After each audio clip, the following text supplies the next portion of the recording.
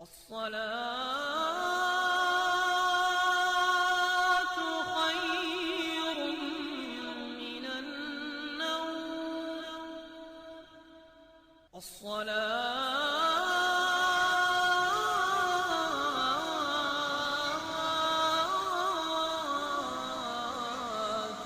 আসসালামু আলাইকুম বন্ধুরা, কেমন আছেন? চলে এলাম নতুন একটা ভিডিও নিয়ে। এখন বিকাল, আমি একটু বিকালের দৃশ্য তুলে ধরেছি আপনাদের সামনে।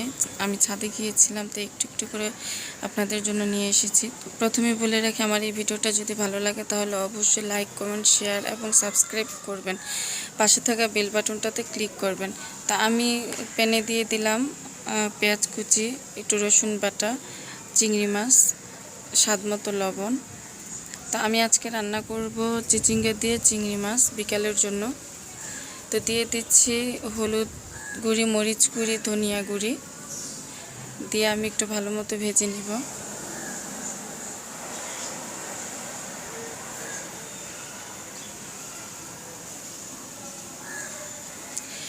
এখন দিয়ে দিচ্ছি একটু পানি দিয়ে আমি মশলাটা ভালোভাবে কষিয়ে নিয়ে তারপর দিয়ে দেব চিচিঙ্গাগুলা।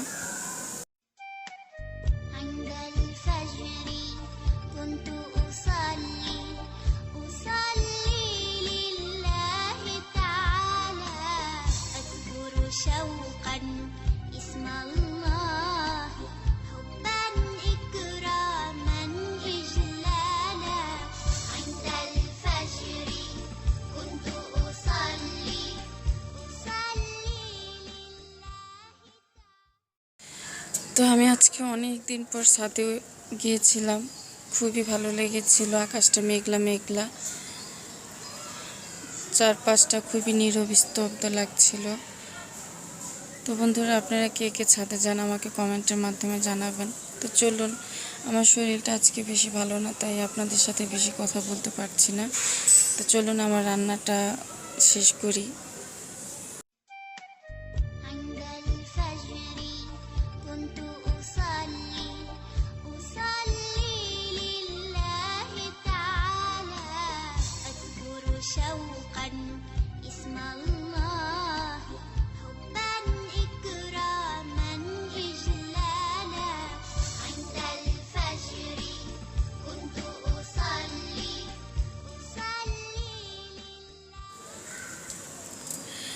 আমি এখন রান্না করব কলাইয়ের ডালের মুড়ি ঘন্ট। আমরা তো সবসময় মুগ ডালের মুড়ি ঘন্ট খাই, কিন্তু কলাইয়ের ডালের মুড়ি ঘন্ট কে কে খায় জানি না। তবে আমি রান্না করেছি, খুবই অসাধারণ লাগে। প্রথমেই রান্না করেছি, আপনাদের সাথেও শেয়ার করলাম।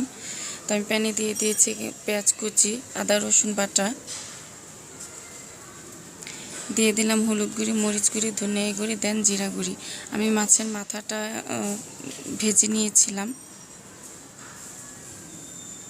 আমি এখন মশলাটা খুব ভালোভাবে একটু পানি দিয়ে কষিয়ে নিব।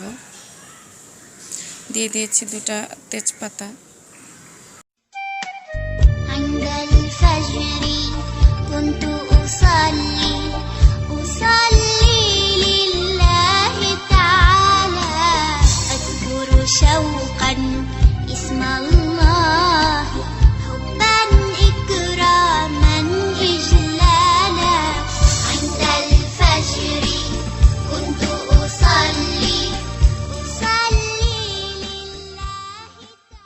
তাটার মধ্যে মাছের মাথাটাও ভেঙে চুরে ভালো করে কষিয়ে নিয়েছি। এই পর্যায়ে দিয়ে দিচ্ছি আমি কলাইয়ের ডালগুলা। এটা হচ্ছে মাসকলাই। আমি কলাইয়ের ডালটাও মশলার সাথে খুব ভালোভাবে কষিয়ে নিয়ে তারপর গরম পানি দিয়ে দিব।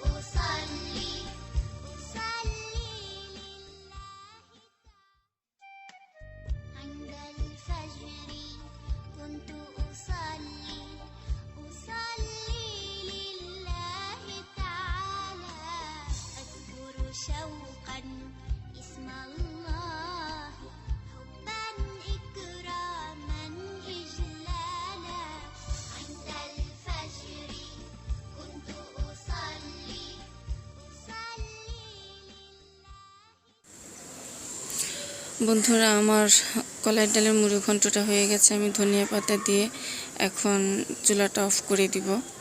তো দেখুন, এরকম থাকতে আমি একেবারে শুকাইনি, আর অনেক ঝোলও ছিল না। এই পর্যায়ে আমি চুলাটা অফ করে দিয়েছি। এটা ঠান্ডা হলে আর একটু ঘন হয়ে যাবে।